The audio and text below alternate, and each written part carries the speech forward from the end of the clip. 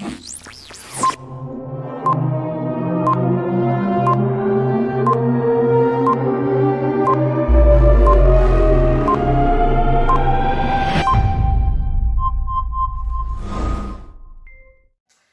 The lord. मसीह यीशु के सामर्थ्य नाम में आज के अच्छे दिन के लिए धन्यवाद देते हैं और एक छोटा से विषय के साथ फिर से एक बार आप लोगों के बीच में आना चाहता हूं और इस संदेश के द्वारा आप लोगों को आशीष देना चाहता हूं। मैं चाहता हूं कि परमेश्वर के वचन में से आज हम लोग अध्ययन करेंगे, लेकिन आज का जो विषय है वो विषय है परमेश्वर के राज्य की तैयारी। और मैं चाहता हूं कि परमेश्वर के वचन में से हम लोग निकालेंगे मत्ती रचित सुसमाचार और उसके 6वां अध्याय और उसके 9 और 10वें पद को जब पढ़ते हैं तो यीशु मसीह ने अपने चेलों को प्रार्थना करना सिखाया था। और प्रार्थना करने के समय में कुछ बात है जो वहां पर लिखा हुआ है, उस पर हम अपना ध्यान को केंद्रित करेंगे और वो है तेरा राज्य आए। जी हाँ, पढ़िएगा क्या लिखा हुआ है। अतः तुम इस रीति से प्रार्थना किया करो। यीशु मसीह ने कहा, अतः तुम इस रीति से प्रार्थना किया करो, हे हमारे पिता, हे हमारे पिता, तू जो स्वर्ग में है, तू जो स्वर्ग में है, तेरा नाम पवित्र माना जाए, तेरा राज्य आए, तेरा राज्य आए, तेरी इच्छा जैसे स्वर्ग में पूरी होती है, वैसे पृथ्वी पर भी हो। Praise the lord. प्रभु यीशु मसीह के सामर्थ्य नाम में मैं इस बात से उभारना चाहता हूँ और ये सदियों से प्रार्थना करने का विषय विश्वासियों के लिए और कलीसियाओं के लिए रही है। और मैं चाहता हूं कि परमेश्वर के वचन में से आज हम इस बात को देखेंगे और मैं समझाने का कोशिश करूंगा कि इस बात को हम कैसे जाने। ये बात जो हम देख रहे हैं कि तेरा राज्य आए, ये प्रार्थना का एक विषय है और मुख्य विषय इसी में यही है कि तेरा राज्य आए। सदियों से विश्वासी लोग प्रार्थना कर रहे हैं कि प्रभु तेरा राज्य आए, परंतु आप लोगों से मैं बताना चाहता हूँ कि बहुत बार ऐसा होता है कि हम इस बात के लिए गंभीर नहीं होते हैं। बहुत सारे लोग प्रार्थना तो करते हैं तेरा राज्य आए, परंतु उसके राज्य के प्रति गंभीर नहीं होते हैं।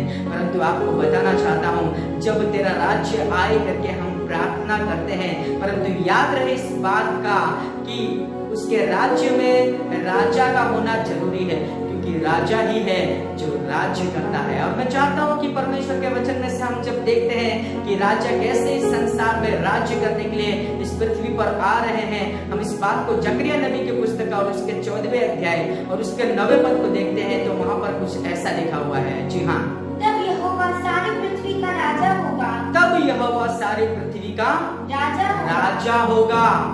कब? परमेश्वर के वचन में लिखा हुआ है, जब 14वें अध्याय को पहले पद से जब आप पढ़ते हैं तो यहाँ वहां पर लिखा हुआ है कि यहोवा सारे पृथ्वी के सारे राज्य को दंड देंगे। क्यों? क्योंकि उन्होंने यरूशलेम के साथ अन्याय किया है, उन्होंने यरूशलेम के चीजों को बटोर लिया है, यरूशलेम के चीजों को बिखार दिया है, यरूशलेम के साथ युद्ध करके उन्हें बंधुआई में ले गए हैं। इसलिए परमेश्वर अपने प्रजा के लिए युद्ध कर रहा है।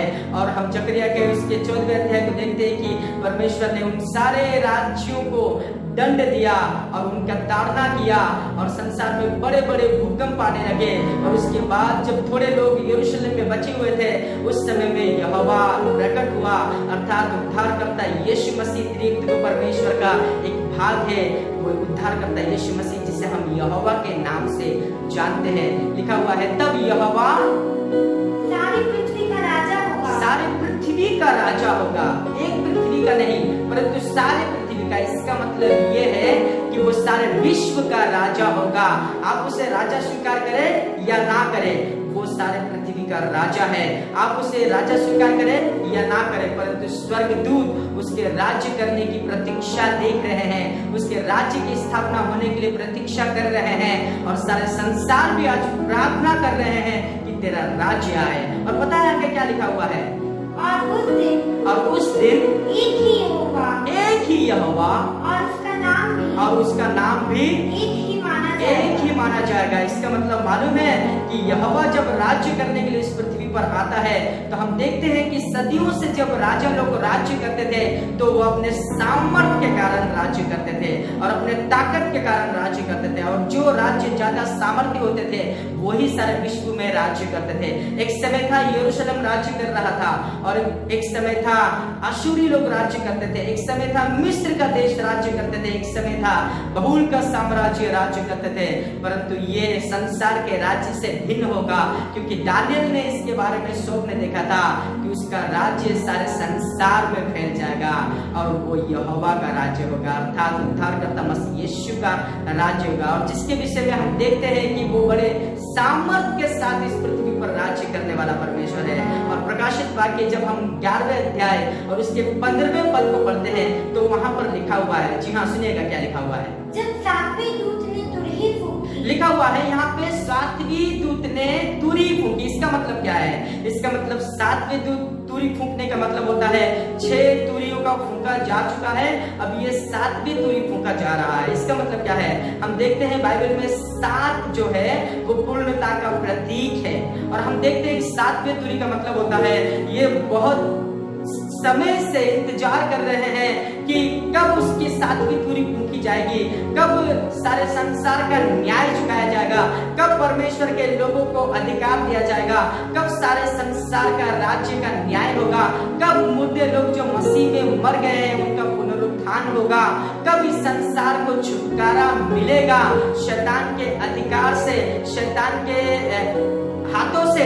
हम देख रहे हैं कि यहाँ पर 7वीं तुरी फूंकी जा रही है, और लिखा हुआ है आगे, तो स्वर्ग में इस विषय की बड़ी लिखा हुआ है जब 7वीं स्वर्गदूत ने तुरी फूंकी तो स्वर्ग में इस विषय की बड़े बड़े शब्द होने लगे। आगे, जगत का राज्य हमारे प्रभु का और उसके मसीह का हो गया है। जगत का राज्य हमारे प्रभु का और उसके मसीह का हो गया है। इसका मतलब क्या है?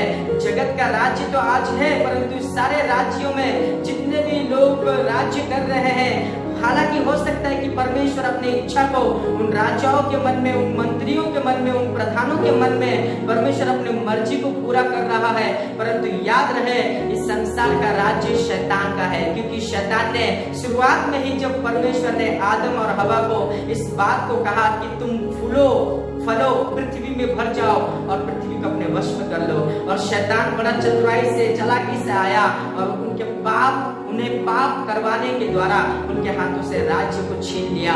और संसार में आज हम देख रहे हैं कि शैतान राज्य कर रहा है। जब यीशु मसीह का 40 दिन का उपवास खत्म होने के बाद हम देखते हैं मत्ती सुसमाचार उसके 4थे अध्याय के अंदर है, वहां पर शैतान आया और उससे परीक्षा करने के बाद एक अंतिम बात कहा, और उसने सारे संसार को दिखाकर उससे कहा यदि तू मुझे प्रणाम करेगा तो मैं सारी चीजों को तुझे दे दूंगा। इसका मतलब संसार के सारे बुराइयां, संसार में जितने अंधकार की शक्तियां काम कर रही है, जिसके द्वारा लोग पाप और व्यभिचार और फर्क प्रकार के राज्य कर रहे हैं, और कभी कभी दुष्ट भी राज्य करता है और उसमें शैतान का राज्य शामिल होता है। आपको बताना चाहता हूँ मेरे प्रियो, परमेश्वर का वचन कहता है कि जगत का राज्य प्रभु और मसीह का हो गया है। इसका मतलब मालूम है अभी तक जगत का राज्य मसीह का नहीं हुआ है, परंतु शैतान राज्य कर रहा है। परंतु परमेश्वर का धन्यवाद कि यीशु मसीह हमें छुटकारा देता है, क्योंकि कुलिस्सी जब उसका पहला अध्याय और उसके 13वां पद और 14वां पद पढ़ते हैं तो वहां पर कुछ ऐसा लिखा हुआ है। जी हाँ, उसी ने हमें अंधकार की वश से छुड़ाकर। इसका मतलब क्या है? उसी ने हमें अंधकार के वश से छुड़ाकर। इसका मतलब क्या है? अंधकार के वश से छुड़ाने का मतलब होता है एक समय था कि आप और मैं यीशु मसीह को नहीं जाने थे, परमेश्वर के पास नहीं आए थे, तो हम अंधकार में फंसे हुए थे, हम पाप में, गुनाह में पड़े हुए थे, हम अंधकार के वश में थे। इसका मतलब शैतान हम पर राज्य कर रहा था, और यहाँ पर लिखा हुआ है उसी ने हमें अंधकार के वश से छुड़ाकर अपने प्रिय पुत्र के राज्य में प्रवेश कराया। हालेलुया। मैं प्रभु को धन्यवाद देता हूँ कि उसी ने हमें अंधकार के वश से छुड़ाकर, हमें पाप से छुड़ाकर, हमें गुनाहों से छुड़ाकर, हमें अंधकार की शक्तियों से छुड़ाकर, हमारे पुराने जीवन से हमें छुड़ाकर अपने प्रिय पुत्र के राज्य में प्रवेश कराया। आगे लिखा हुआ है जिसमें हमें छुटकारा अर्थात अर्थात पापों की क्षमा प्राप्त होती है, छुटकारा और पापों की क्षमा प्राप्त होती है। इसका मतलब परमेश्वर हमें अपने राज्य में बुलाया, इससे बुलाने से पहले कि वह हमें अंधकार के वस्तुओं से छुड़ाकर अपने प्रिय पुत्र के राज्य में प्रवेश कराया। उसने अपने लहू से खरीद के हमें उसके राज्य में प्रवेश कराया। आपको मालूम है परमेश्वर के वचन में जब हम पढ़ते हैं प्रकाशित वाक्य का 12 अध्याय और उसके 10 पद में जब पढ़ते हैं तो वहां पर क्या लिखा हुआ है? जी हाँ, लिखा हुआ है, फिर मैंने स्वर्ग से यह बड़ा शब्द आते हुए सुना, अब हमारे परमेश्वर का उद्धार और सामर्थ और राज्य और उसके मसीही का अधिकार प्रकट हुआ है, क्योंकि हमारे भाइयों पर दोष लगाने वाला जो रात दिन हमारे परमेश्वर के सामने उन पर दोष लगाया करता है, गिरा दिया गया है। मेरे प्रियो, इसका मतलब स्वर्ग तक शैतान की पहुंच थी कि वह हम पर राज्य करने के लिए परमेश्वर से ऑर्डर लेकर के, परमेश्वर से अधिकार लेकर के सारे संसार को भरमाए, परंतु भाइयों पर दोष लगाने वालों को नीचे गिरा दिया गया है। इसलिए मेरे प्रियो, परमेश्वर का धन्यवाद कि उसने उद्धार और सामर्थ और राज्य को प्रकट किया है, और वो अपने राज्य को प्रकट करने से पहले शैतान के राज्य को बाहर निकाल देगा, शैतान को पूरी तरह से रौंद देगा, खदेड़ देगा। इसलिए मेरे प्रियो, अब जब परमेश्वर के वचन में से हम देखते हैं कि परमेश्वर अपने सामर्थ के साथ राज्य करता है, जिसके प्रति हम तो गंभीर नहीं है। हमारी प्रार्थना करने का विषय सिर्फ एक रटा हुआ एक वस्तु बन गया है, तेरा राज्य आए, परंतु उसके प्रति आज हम गंभीर पाए नहीं जाते हैं। परंतु आप लोगों से कहना चाहता हूँ कि आप इस प्रार्थना के प्रति गंभीर हो जाए, क्योंकि परमेश्वर शैतान के राज्य को खदेड़ेगा, दूर करेगा, और उसके बाद इस पृथ्वी पर राज्य करेगा। और पता है उसके राज्य में कौन लोग जाएंगे, इसके विषय में हम बाद में देखेंगे। अगले वीडियो में हम बताएंगे कि उसके राज्य से कौन लोग बाहर होंगे और कौन लोग उसके राज्य में जाएंगे। मैं चाहता हूँ कि फिर से एक बार हम लोग 16वें पद और 17वें पद को पढ़ेंगे, 11 का प्रकाशित वाक्य, और उसके बाद हम लोग समाप्त करेंगे। तब 24 प्राचीन लिखा हुआ है, तब 24 प्राचीन जो परमेश्वर के सामने अपने अपने सिंहासन पर बैठे थे, मुंह के बल गिरकर परमेश्वर को दंडवत करके यह कहने लगे, हे सर्वशक्तिमान प्रभु परमेश्वर जो है और जो था, हम तेरा उच्चार करते हैं, धन्यवाद करते हैं। आगे कि तूने अपनी बड़ी सामर्थ को काम में लाकर राज्य किया है। हालेलुया। ये 24 प्राचीन परमेश्वर के सामने अपने अपने सिंहासन पर से उतर गए और आराधना करके कहने लगे, प्रभु तेरा धन्यवाद, क्योंकि तूने अपने बड़े सामर्थ को काम में लाकर राज्य किया है। इसका मतलब मालूम है, जब यहोवा परमेश्वर इस पृथ्वी पर राज्य करने के लिए आएंगे तो वो अपने सामर्थ को बड़े काम में लेकर आएगा, और जब वो बड़े सामर्थ को अपने काम में लेकर आता है तो वचन कहता है कि बड़े बड़े विपत्तियां और महामारियां इस संसार में आएगा, और बड़े बड़े भूकंप आएंगे और जगह जगह अकाल पड़ेंगे। इसका मतलब होता है कि परमेश्वर इस संसार में राज्य करने के लिए आ रहे हैं, इस संसार के वो अंधकार के शक्तियों को खदेड़ने के लिए आ रहे हैं, और यीशु मसीह इस संसार में राजाओं का राजा और प्रभु का प्रभु के रूप में आ रहे हैं। क्या आप तैयार हैं उसके राज्य में जाने के लिए? अगर आप तैयार हैं तो जरूर से आप इस वीडियो के द्वारा आशीष को प्राप्त करें, और अगले वीडियो का इंतजार करें कि कौन लोग उस राज्य में जाएंगे और कौन लोग उस राज्य से बाहर होंगे। इस बात को हम आगे देखेंगे। सो प्रभु बहुत बहुत आप लोगों को आशीष दे, बरकत दे,